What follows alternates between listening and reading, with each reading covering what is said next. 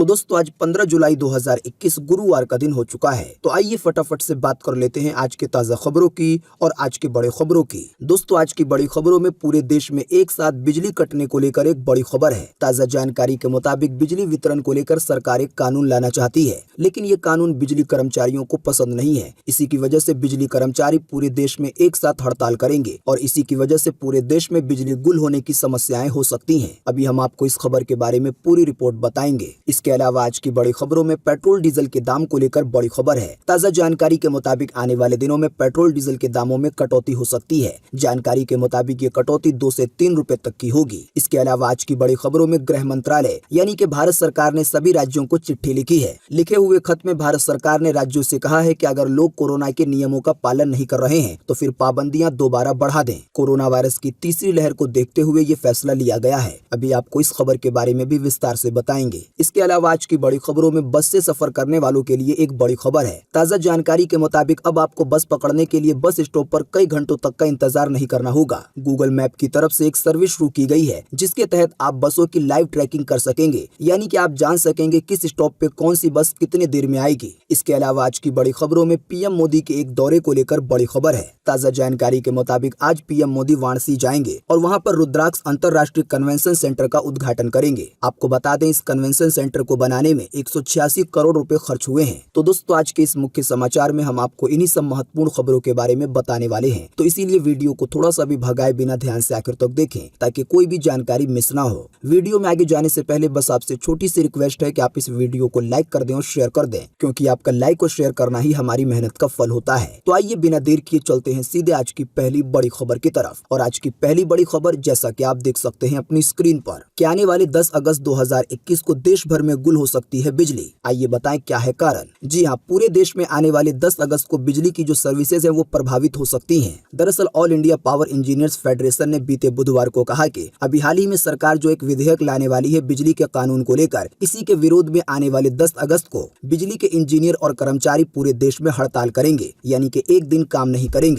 दोस्तों आपको बिल्कुल आसान सी भाषा में बताएं कि फेडरेशन ने इस बात का आरोप लगाया है कि सरकार एक विधेयक लाना चाहती है, यानी कि एक कानून लाना चाहती है जिसके तहत बिजली वितरण करने का जो काम है वो प्राइवेट हो जाए। लेकिन आपको बता दें जो बिजली के इंजीनियर्स हैं और जो बिजली के कर्मचारी हैं वो इस कानून का विरोध कर रहे हैं। फेडरेशन ने इस बात का भी आरोप लगाया है कि अधिनियम 2003 के तहत बिजली बनाने का जो काम है वो पहले से ही प्राइवेट हो चुका है, लेकिन अब सरकार बिजली को जो बांटने का काम है यानी कि जो वितरण का काम है उसको भी प्राइवेट करना चाहती है। फेडरेशन ने कहा ऐसा करने से जो राज्य की बिजली वितरण कंपनियां हैं वो दिवालिया हो जाएंगी। तो बिजली वितरण को लेकर सरकार जो एक नया कानून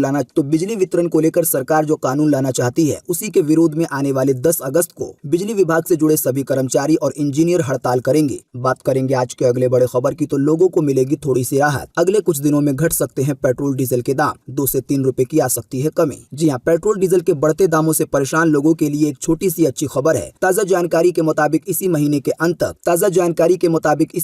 अंत तक पेट्रोल और डीजल के दामों में कटौती की जाएगी। हालांकि ये कटौती केवल 2 से 3 रुपए की होगी। आपको बता दें 2 से 3 रुपए की कटौती अभी छोटी लग रही है, क्योंकि पिछले कुछ दिनों में पेट्रोल डीजल के दाम बहुत तेजी से आगे गए हैं। 2 से 3 रुपए की कटौती हो जाने के बावजूद भी देश के कई हिस्सों में पेट्रोल का दाम 100 रुपए के आसपास या इससे ज्यादा ही रहेगा। बाकी चलो इस लिहाज से तो अच्छी बात है कि पेट्रोल डीजल के दाम थोड़े न थोड़े कम तो हो रहे हैं ना। बात करेंगे आज के अगले बड़े खबर की, तो गृह मंत्रालय ने लिखी राज्यों को चिट्ठी में कहा कि अगर लोग कोरोना के नियमों का पालन न करें तो पाबंदियां दोबारा बढ़ा दें। जी हाँ, कोरोना महामारी का दौर होने के बावजूद भी कई सारी ऐसे घूमने वाली जगहें हैं जहाँ पर बहुत ज्यादा सैलानियों की भीड़ देखी जा रही है। इसके अलावा बाजार वगैरह में भी लोग कोरोना के नियमों का पालन नहीं कर रहे हैं। इससे भी ज्यादा हैरानी वाली बात यह है कि लोग भीड़ में जाने के बावजूद भी मास्क को सही से नहीं लगा रहे हैं। अभी बीते रोज ही हेल्थ मिनिस्ट्री ने इस पर अपनी नाराजगी जताई थी। हेल्थ मिनिस्ट्री से जुड़े एक अधिकारी ने तंज के तौर पर यह भी बात कही थी कि अब जब हम कोरोना वायरस के तीसरी लहर की बात करते हैं तो लोगों को लगता है कि हम मौसम का समाचार बता रहे हैं। यानी कि अधिकारी का कहने का मतलब ये था कि लोग बात को सीरियस नहीं ले रहे हैं। तो दोस्तों अब इसी के बीच केंद्रीय गृह मंत्रालय ने यानी कि भारत सरकार ने राज्यों को चिट्ठी लिखकर कोरोना के नियमों का सख्ती से पालन कराने के निर्देश दे दिए हैं। भारत सरकार ने देश के सभी राज्यों को चिट्ठी लिखी है और उसमें कहा है कि लोग अगर कोरोना वायरस के नियमों का पालन न करें तो दोबारा से पाबंदियां बढ़ा दें। जैसा कि आप सभी लोग जानते हैं कि अभी हाल ही में भारत के कई जगहों पर लॉकडाउन लगा हुआ था, लेकिन कोरोना वायरस के केस कम होने की वजह से धीरे धीरे छूट दी गई। तो अब इसी छूट को खत्म करने की बात कही गई है। लोग अगर कोरोना के नियमों का पालन नहीं करेंगे तो जाहिर सी बात है सरकार को मजबूरी में दोबारा से पाबंदियां बढ़ानी पड़ेंगी और लोगों को लॉकडाउन जैसे नियमों का एक बार फिर से सामना करना पड़ेगा। साथ ही में आपको बता दें, बीते रोज एक बार फिर से विशेषज्ञों ने कोरोना वायरस की तीसरी लहर पर चेतावनी दी है और लोगों की लापरवाही को देखते हुए अपनी बात कही है। इसकी ताजा जानकारी आप देख सकते हैं अपनी स्क्रीन पर। कोरोना वायरस से जुड़े विशेषज्ञों ने कहा है कि लोग असल में कोरोना के खतरे को देख नहीं पा रहे हैं, यानी कि सभी लोग अपने अपने जीवन में मस्त हैं और आने वाली परेशानी को, जो कि बहुत तेजी के साथ हमारी तरफ आ रही है, उस खतरे को नहीं देख पा रहे हैं। और वो खतरा है कोरोना वायरस की तीसरी लहर। हमने आपको बीते रोज के मुख्य समाचार में बताया था कि कोरोना वायरस की तीसरी लहर दुनिया के कई देशों में आ भी चुकी है, लेकिन आपको बता दें, विशेषज्ञों ने एक और बात बताई थी कि अगर लोग कोरोना के नियमों का पालन करते रहेंगे तो ऐसा हो सकता है कि कोरोना वायरस की तीसरी लहर को टाला जा सके, और अगर लोग कोरोना से जुड़े नियमों का पालन नहीं करेंगे तो फिर कोरोना की तीसरी लहर आएगी और साथ ही में लॉकडाउन जैसी परेशानियां लाएगी। आपको बता दें, इसी कड़ी में एक और बड़ी खबर आपकी स्क्रीन पर है। जैसा कि आप देख सकते हैं कि अगले 17 दिन के लिए एम्स में 50% डॉक्टर छुट्टी पर। कोरोना की तीसरी लहर आने से पहले प्रबंधन ने डॉक्टरों को दे दिया है आराम करने का समय।